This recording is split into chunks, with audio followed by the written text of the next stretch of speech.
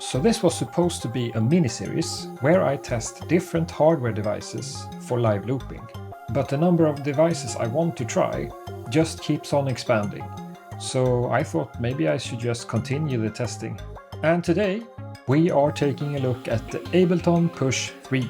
So the setup for this is very simple, and I will explain exactly how it's done later in the video. Now let's start with the looping. To start off, I will just press Rec and this first track here, and then start playback. And then press this first pad here. The looping will start after 8 bars have played. So now it started. As you can see here, it's recording.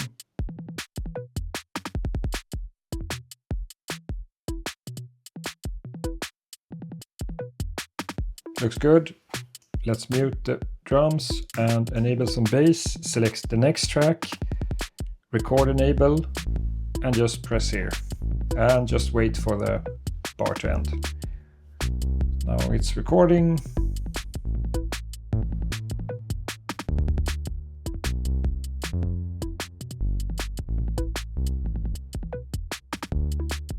So that's done. We can mute that and go to this one and set this one.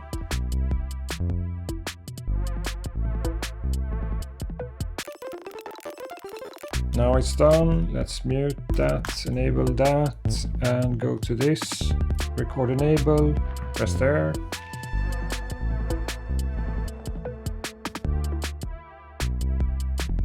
So as you can see, very simple process, very fast workflow, and great visuals for the loops that you record.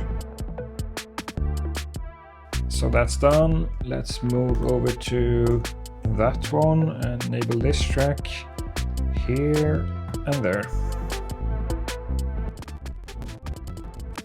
Now that's done. Let's mute that, enable these two, and press this one. Record enable.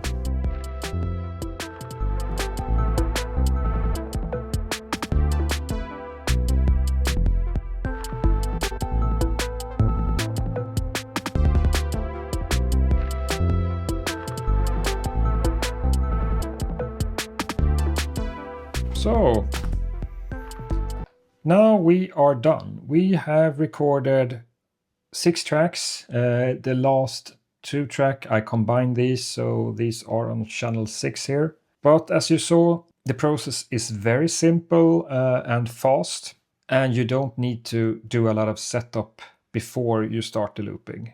It's very straightforward, so that's good. Now let's take a listen to like solo this one maybe. Let's take a listen to the transition and see how it handles it. I don't think there should be any problems with the drums. No issues at all. Let's check the bass now. This is a bass with some reverb that can be tricky to live loop, but I don't think it will be a problem here. It's also very silent at the end, so yeah, no issues. Let's move over to this sound. It's very low, I guess. But there isn't really much happening here at the end. Yeah, so you hear no issues. Let's try this one.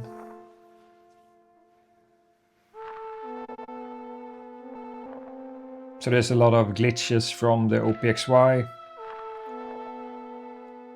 But that's not the looping. No issues. Let's check this one.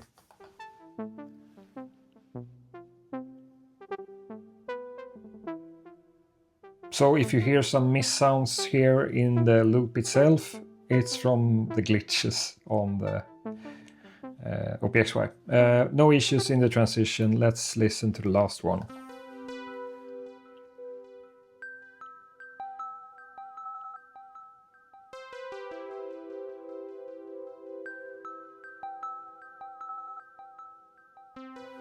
There was some kind of a delay there at the end, so there could be a problem, but there is none. I can't hear anything, at least. Sounds good. Yeah, good. And the whole track together also sounds very good. So far so good.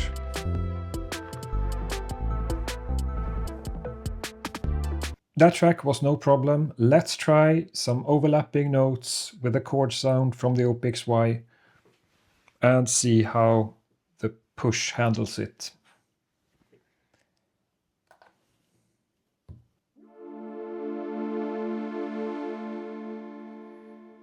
So it's recording.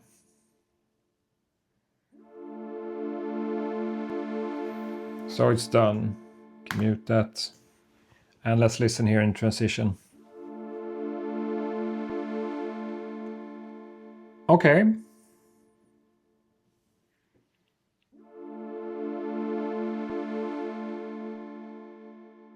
I would say it's pretty good. I have heard a lot worse. You can obviously hear that there is something that happens there.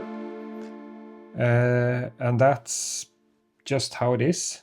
The only looper that I've tried that can handle this in an extremely good way is Loopy Pro. None of the hardware loopers comes even close to that.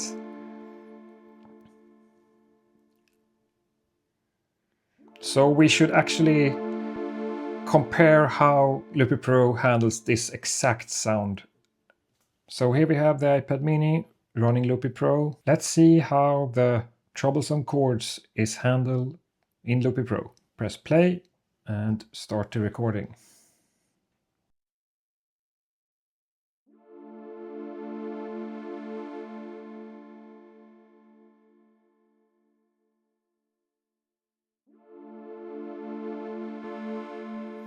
Okay, so now we can mute this and let's listen to the transition.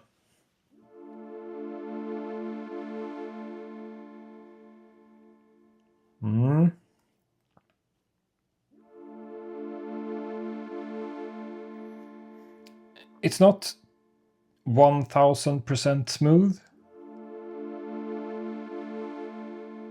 You can hear the transition.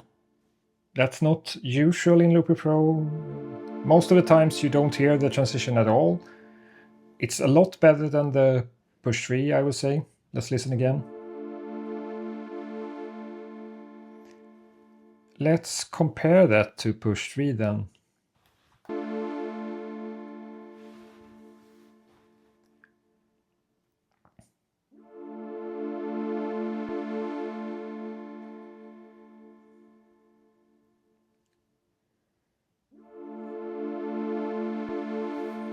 Yeah, I'm back to Loopy Pro.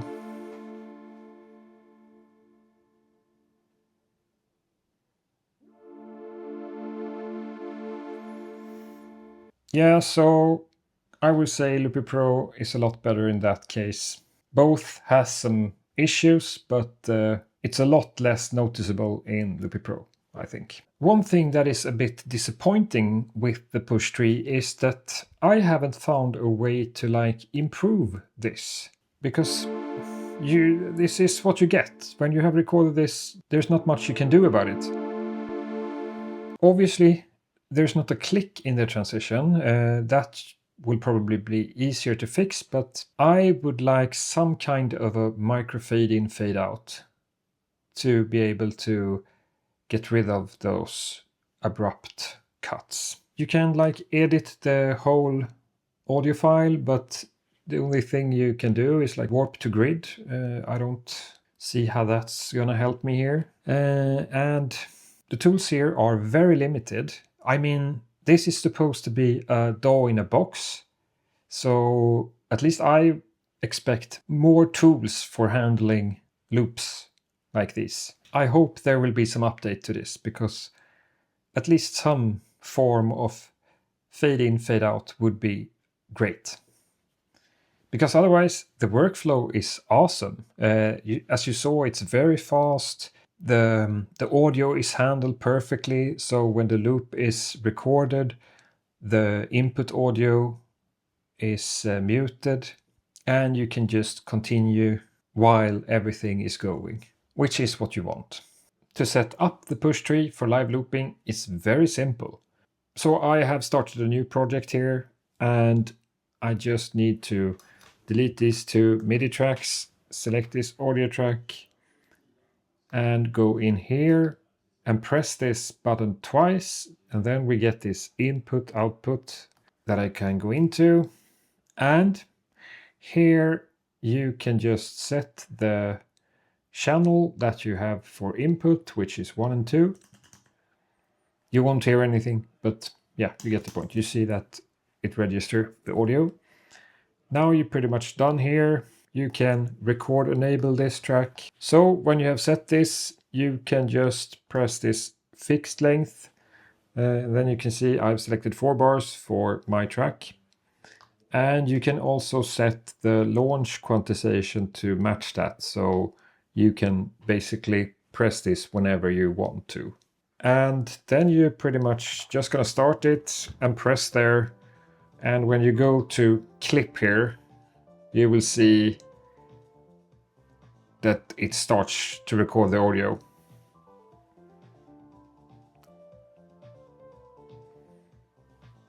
So now it's done. It's just that simple. So my final verdict then, looping in the Push 3 is very smooth. The workflow is just perfect. I love it. But I haven't found a good way to fix pops and clicks on the audio after you have recorded in the Push 3. So that's a big limitation for me. I would expect more from this expensive box, but as you saw, the first 6 audio tracks, I had no issues at all. So it's definitely capable of live looping just fine. But the thing is, for me, the Push 3 will be a really good device for live looping, because oftentimes I jam on a groovebox and then I want to expand on that track, and I often use looping to combine it with something else and add more stuff. And as this is pretty much Ableton, then it's a good way to get your stems over to Ableton and continue with the track there. So Push 3 will be a really good looping companion to all my grooveboxes when I'm ready to continue making music in Push or in Ableton. Okay, that's all for today. I hope you liked it, and I hope to see you in the next one. Bye!